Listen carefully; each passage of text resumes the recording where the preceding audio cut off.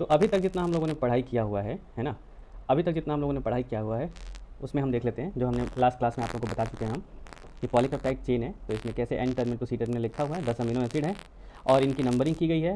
और क्या कंसेप्ट होता है आर एन का, आर एन प्लस वन का, आर एन माइनस वन का, आर एन प्लस टू और आर एन माइनस टू का, ये भी हम लोग समझ गए हैं। किसी भी अमीनो एसिड को आर एन से डिनोट कर सकते हैं, ये भी हम लोगों ने देख लिया है आर एन क्या है, ठीक है। और एक पेप्टाइड, मान लीजिए किसी टारगेट बनाता है किसी को, एक पेप्टाइडेज अगर किसी अमीनो एसिड को टारगेट बनाता है तो उसके सी टर्मिनल पे क्लिक करेगा या एन टर्मिनल पे क्लिक करेगा, ये भी हमें ध्यान देना होता है। और ये चीज़ हम लोग देखेंगे अभी, ठीक है। फिर इसके बाद से हमने आपको एक्सोपेप्टाइडेज के और एंडोपेप्टाइडेज के बारे में बात करनी थी, तो हमने एक्सोपेप्टाइडेज के बारे में हमने आपको बताया था कि अमीनोपेप्टिडेज और कार्बोक्सीपेप्टिडेज। अमीनोपेप्टिडेज सिर्फ और सिर्फ एन टर्मिनल वाले अमीनो एसिड को उसके सी टर्मिनल पे क्लिक कर सकता है, कार्बोक्सीपेप्टिडेज सी टर्मिनल वाले अमीनो एसिड के इसके एन टर्मिनल पे क्लिक कर सकता है, यानी ये आर एन को करेगा, ये आर वन को करेगा। इतना क्लियर हो गया होगा, इतना हम लोगों को आप लोगों को आ गया है ना, ठीक है। और कार्बोक्सी सबसे पहले हमने डिस्कस किया था कार्बोक्सीपेप्टिडेज के बारे में। Carboxypeptidase A B C and Y इतने होते हैं और इन सब के बारे में हमने दिखा दिया था आप लोगों को कि ए के लिए क्या खास बात है कि आर एन, देख लीजिए, R N should not be arginine lysine and proline and R N minus one should not be proline. ये हम लोगों ने पूरा क्वेश्चन कर लिया था, आप लोगों को फिर से समझ में आ ही गया होगा, ठीक है। और बी के लिए यही है कि R N must be arginine lysine but R N minus one should not be proline. R N और आर एन का मतलब, आर एन माइनस वन का मतलब आप लोग समझ रहे होंगे, नहीं समझे हैं तो पिछला वाला लेक्चर फिर से ध्यान से देख लीजिएगा। फिर इसके बाद से वाई के लिए तो ये सबको कट करता है, लेकिन ग्लाइसिन रहेगा तो ये थोड़ा स्लो कट करेगा। और सी के लिए खास बात है कि इसके लिए ऑप्टिमम पीएच कितना है, 3.5 है ना। और इसके बाद से हम लोगों ने डिस्कस किया था अमीनोपेप्टिडेज के लिए, जो सिर्फ एन टर्मिनल वाले अमीनो एसिड को कट करता है। इसके दो टाइप हैं, ल्यूसीन अमीनोपेप्टिडेज और अमीनोपेप्टिडेज एम। ये ल्यूसीन अमीनोपेप्टिडेज R1 पे प्रोलीन नहीं होना चाहिए, बाकी किसी को भी कट कर देगा, और ये इस अमीनो एसिड के सी टर्मिनल पे कट करेगा। लेकिन अमीनोपेप्टिडेज क्या होगा, सबको कट करेगा, कोई भी मिल जाए सबको कट करेगा। तो ये पूरा हमने आपको बता दिया था। और ये देखिए, ये पूरा लिस्ट हमने आपको दिखाया और आप लोगों ने रिवाइज कर लिया होगा। अब इसमें से कहीं किसी को दिक्कत है, बताइए, किसी को कोई दिक्कत है तो पूछ सकता है, कोई प्रॉब्लम है तो डिस्कस कर सकते हैं हम लोग, क्योंकि अब हम लोगों को डिस्कस करना है एंडोपेप्टाइडेज कि कैसे एंडोपेप्टाइडेज काम करते हैं। किसी को पूछना है, एनीवन इन द क्लास? नहीं, किसी को नहीं पूछना है, चलिए बहुत बढ़िया, आगे बढ़ते हैं। तो अब हम लोग बात करते हैं, देखिए अब हम लोग बात करेंगे एंडोपेप्टिडेज की। सारे लेक्चर्स अवेलेबल हैं यहाँ पे, देखिए। तो जब अब हम लोग एंडोपेप्टिडेज की बात करने जा रहे हैं तो हमारे पास जो है, हमको क्या पता होना चाहिए, वैसे प्रीवियस क्लासेस से भी आप लोगों ने देखा हुआ है, लेकिन हमें 20 अमीनो एसिड, ये देख लीजिए, ये पूरा 20 अमीनो एसिड के नाम हैं। क्योंकि पता है आपको एग्जाम में फुल फॉर्म नहीं दिया रहेगा, या तो वन लेटर दिया रहेगा। जैसे देखिए 20 अमीनो एसिड में क्या दिया हुआ है, मेथियोनिन एम VIP गैल, ये देखिए हो गया ना, आप लोगों को याद ही होगा जो हमने शुरू में पढ़ाया है, WYF, ये एरोमेटिक अमीनो एसिड है, CTQNS और KHRDE, ये पूरा याद हो गया आप लोगों को, है ना। और क्या क्या है, और देखिए और इसमें क्या क्या चीज़ें हैं, जैसे हम लोगों को पता ये है, देखिएगा, हम लोगों को पता ये है कि इसमें से ये जो अमीनो एसिड हैं, ये देख लीजिए, ये जो इतने अमीनो एसिड हैं, इनकी अगर बात करते हैं, देखिए ये जो अमीनो एसिड हैं, ये अमीनो एसिड कौन से हैं, तो ये जो अमीनो एसिड हैं ये हैं aromatic amino acid. I hope कि आप लोगों को क्लियर हो गया होगा कि ये जो हैं ये हैं एरोमेटिक अमीनो एसिड, ठीक है, क्लियर है। वैसे कलर चेंज करने की जरूरत नहीं है, इसी में आपको समझ में आ जाएगा। एरोमेटिक अमीनो एसिड हम इसके आगे लिख देते हैं, दे आर एरोमेटिक, क्योंकि इसका रोल, इसका इम्पोर्टेंस है, एरोमेटिक अमीनो एसिड, ठीक है। और देखिएगा और कौन कौन से अमीनो एसिड ज़्यादा इंपॉर्टेंट है, जैसे ये देखिए, ये देख रहे हैं आप लोग, ये यहाँ पे हम इनको लिख देते हैं। और ये कौन सा अमीनो एसिड है, ये कौन से अमीनो एसिड हैं, they are positively charged amino acid, positively charged amino acids, ये पॉजिटिवली चार्ज अमीनो एसिड्स हैं, ठीक है। और बल्कि आर ग्रुप वाले कौन कौन से हैं, देखिए ये आइसोलेसिन हो गया, थ्रियोनिन हो गया, ये सब बल्कि आर ग्रुप वाले अमीनो एसिड, जिनका आर ग्रुप जो है बड़ा होता है, या एरोमेटिक अमीनो एसिड का भी आर ग्रुप बड़ा होता है। तो ये क्लासिफिकेशन आप लोगों को याद होगा, ठीक है। अब आगे बढ़ते हैं, ठीक है, चलिए आगे बढ़ते हैं। तो मैं एक कंसेप्ट आप लोगों को बताने जा रहा हूँ, एकदम ध्यान से देखिएगा, तो वेरी इंपॉर्टेंट कंसेप्ट। जैसे कि अगर हम यहाँ पे कोई अमीनो एसिड को, सोचे कि अमीनो एसिड को ड्रॉ कर देते हैं, यहाँ पे 1 2 3 4 5 6 7 8, ठीक है, यहाँ पे अमीनो एसिड को हमने ड्रॉ कर दिया, और इधर हमने दिखा दिया है N टर्मिनल और इधर दिखा दिया है C टर्मिनल। कोई बड़ी बात नहीं है। यहाँ पे NH2 COOH, और एक काम करते हैं, इनको हम जोड़ देते हैं पेप्टाइड बॉन्ड से, ठीक है। तो यहाँ देखिए जोड़ दिया peptide bond, peptide bond, peptide bond, ये देखिए हमने पेप्टाइड बॉन्ड से जोड़ दिया, ठीक है। कोई भी अमीनो एसिड, अब जैसे मान लीजिए कि अगर एक कोई, सपोज कि हम यहाँ पे एक कोई ले लेते हैं, ये देखिए यहाँ पे कोई पेप्टिडेज है, यहाँ पे कोई पेप्टिडेज है जो कि इनको देख के बहुत खुश है, और ये कोई पेप्टिडेज है, सपोज कि ऐसे ही एग्जांपल के तौर पे ले रहा हूँ मैं, पेप्टिडेज अल्फ़ा।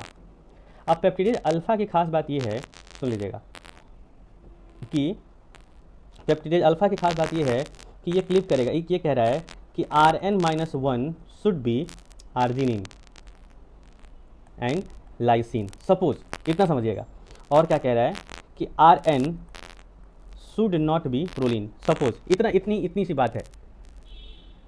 तो अगर आपको अल्फ़ा मिला हुआ, देखिए ये अल्फ़ा पेप्टिडेज है, अल्फ़ा पेप्टिडेज, और ये जो अल्फ़ा पेप्टिडेज है, ये अल्फ़ा पेप्टिडेज की खास बात ये है कि ये उसी अमीनो एसिड को, ये कौन सा अमीनो एसिड को कट करेगा, तो आर्जिनिन और लाइसिन को, ठीक है। लेकिन यहाँ पे लिखा हुआ कि Rn-1 should be arginine and lysine, यानी कि इसका मतलब जानते हैं क्या हुआ, इसका मतलब ये हुआ कि this enzyme will cut at C terminal, याद रखिएगा सी टर्मिनल, यही क्लियर नहीं होता है, C terminal of given amino acids, okay. यानी कि अब आपको क्या करना होगा, तो अब आप स्कैन करोगे इन पूरा, ये जो पूरा चेन है, ये जो पूरा दिया हुआ है अमीनो एसिड, अब आप इसमें क्या करोगे, स्कैनिंग करोगे। स्कैनिंग करोगे, क्या स्कैनिंग करोगे, आप सर्च करोगे कि कहाँ पे दिया हुआ है आर्जिनिन और कहाँ पे दिया हुआ है लाइसिन, ठीक है। तो सुनिए, जो आर्जिनिन जहाँ लिखा होगा वो आपका अपने आप Rn-1 हो जाएगा। सपोज इसमें से हमारे पास ये जो अमीनो एसिड है, ओके, तो इस अमीनो एसिड को ये मान लीजिए कि ये है आप पहला अमीनो एसिड, दूसरा, तीसरा, चौथा, पाँचवा, 6, 7, 8, ठीक है। अब सपोज कि हमने जो है, हमने क्या किया कि इसको कह दिया कि ये आर्जिनिन है, ये देखिए इसको कह दिया कि ये आर्जिनिन है, और आर्जिनिन को कैपिटल आर से डिनोट करते हैं, ये ध्यान रखिएगा आप लोग, कि सपोज कि इसको कह दिया कि ये आर्जिनिन है, ये है आर्जिनिन, ठीक है। अब जानते हैं क्या होगा, अब हम लोग जानते हैं, एक बात तो क्लियर है हम लोगों के दिमाग में कि अगर ये N टर्मिनल है और अगर ये C टर्मिनल है, तो इस अमीनो एसिड का भी N टर्मिनल इस साइड में होगा और इस अमीनो एसिड का C टर्मिनल जो होगा वो इस साइड में होगा, ठीक है। तो अगर लिखा हुआ है कि Rn-1 शुड बी आर्जिनिन, यानी कि आर्जिनिन जो है, आर्जिनिन को हम सीधे डिनोट कर देंगे कि आर्जिनिन इज़ Rn-1। तो अगर ये Rn-1 है, इसके बाद वाला अमीनो एसिड अपने आप क्या हो जाएगा, Rn, भाई Rn होगा तभी तो इसके पहले वाला Rn-1 हो जाएगा, बताइए। और इसके बाद वाला जो हो जाएगा ये हो जाएगा Rn+1। तो ये रहा आर्जिनिन। अब इसके बाद ये कह रहा है, ध्यान से समझिएगा, इसके बाद ये कह रहा है कि Rn should not B proline, यानी कि मान लीजिए यहाँ पे हम एक अमीनो एसिड लिख देते हैं, यहाँ पे मान लीजिए हम लिख दिया M, यानी कि M का मतलब क्या हुआ, M का मतलब हो गया ये है मेथ्योनिन, ये देखिए MET, मेथ्योनिन, यानी कि Rn-1, आपने स्कैन किया आर्जिनिन कहाँ, ये देखो आर्जिनिन मिल गया यहाँ पे, अच्छी बात है, आर्जिनिन तो मिल गया। अब क्या किया जाए, तो आर्जिनिन के N टर्मिनल पे क्लिक करेगा कि C टर्मिनल पे क्लिक करेगा, ये बताएगा आपको ये वाला पॉइंट कि Rn-1 शुड बी आर्जिनिन, यानी कि इसके बाद वाला जो होगा वो होगा Rn और ये होगा Rn-1, और इसके Rn और Rn-1 के बीच में यहाँ पे कहीं कट करने का काम करेगा। देखिए ये वाला जो बॉन्ड होगा ना, ये वाला जो पेप्टाइड बॉन्ड होगा यहाँ कट करने का काम करेगा। ये इतनी चीज़ आप लोगों को समझनी है। तो अगर अल्फ़ा पेप्टिडेज को दिया जाएगा सपोज, तो ये क्या करेगा, आर्जिनिन और मेथ्योनिन के बीच में कट करेगा।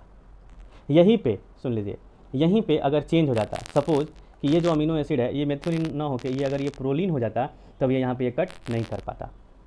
तो सुन लीजिए, आगे बढ़ने से पहले आपको एक और कंसेप्ट, थोड़ा सा छोटा सा कंसेप्ट है, मैं आपको बता देता हूँ, दिमाग में रखिएगा। जैसे देखिए यहाँ पे ये जो अमीनो एसिड्स हैं, इनको लिखने के लिए हम यहाँ पे लिख देते हैं कि NC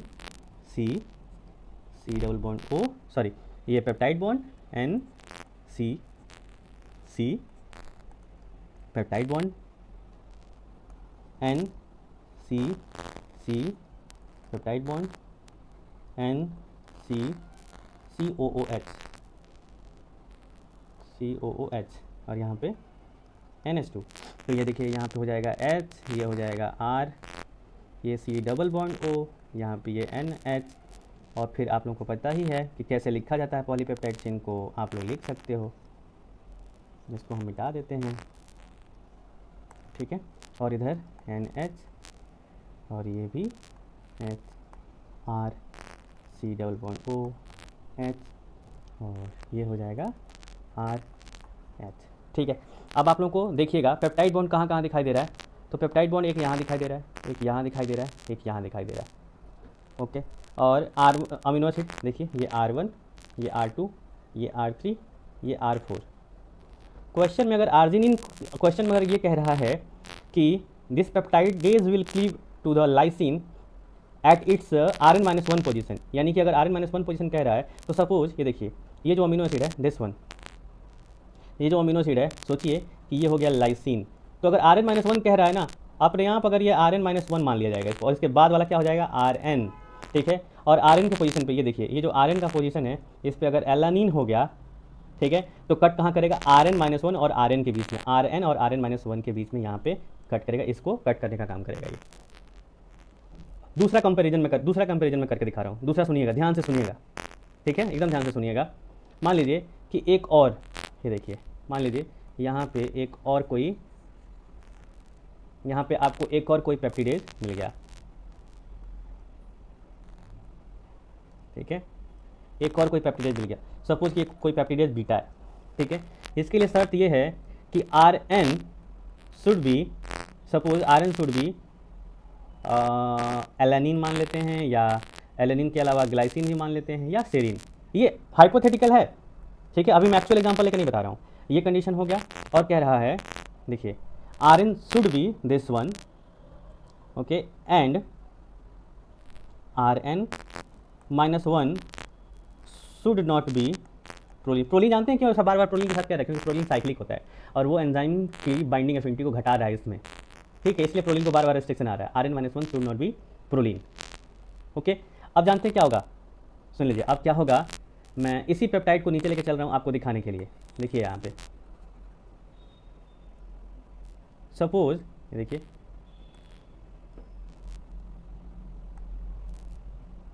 हाँ, तो अब क्या होगा, अब ये होगा, मान लीजिए इसको हमने मिटा दिया, इसको भी मिटा दिया, और कोई बचा नहीं है इसमें, और कुछ इंपॉर्टेंट नहीं है, जो कि बचा हो आपको बताना हो, सुनिएगा।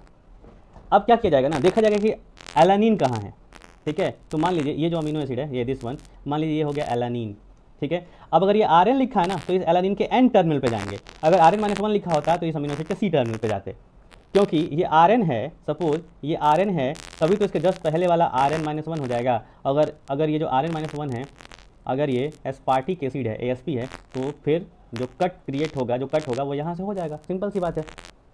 तो इस बात का ध्यान रखिएगा आप लोग, एकदम अच्छे से समझ जाइए, ये चीज़ भूलना नहीं है। मैं लिख दे रहा हूँ कि जब Rn-1 लिखा होगा, इसका मतलब है कि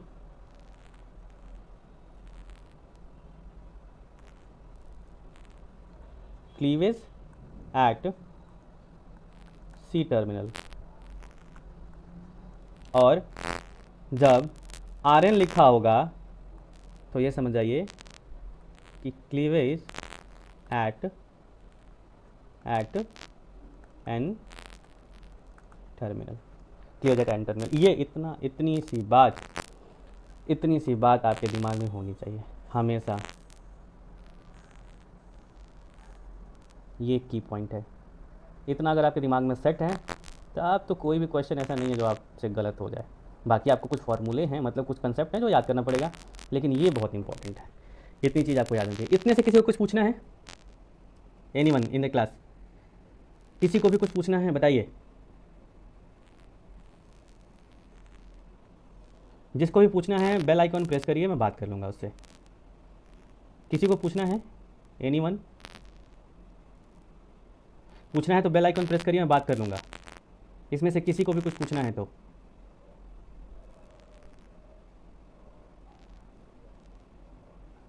विशाखा, बेल आइकन प्रेस करिए, मैं बात करूँगा।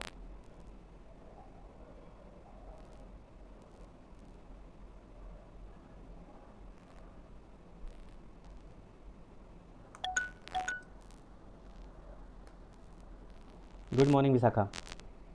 Good morning sir. हाँ, ये बताओ, ये कितना समझ में आया? सर ये वाला समझ में आया है कल वाली क्लास का जितना कुछ? भी बोले। जी कल वाली सर क्लास की थी, तबीयत ठीक नहीं था तो सर चेकअप के लिए जाना पड़ा था, कोई बात नहीं बेटा, बट लेकिन शाम को कंप्लीट कर ली थी। तो वो समझ में आया था आपको? वो आपने आपको समझ में आया? आपने पढ़ा तो समझ में आया आपको? हेलो, मेरी आवाज़ आ रही है आप तक? हेलो, जी आवाज़ आ रही है अभी मेरी? आया। अच्छा अच्छा, कह रहे हैं कल वाली क्लास समझ में आई ना आपको? Yes sir. ठीक, चलिए तो आगे बढ़ा जाए।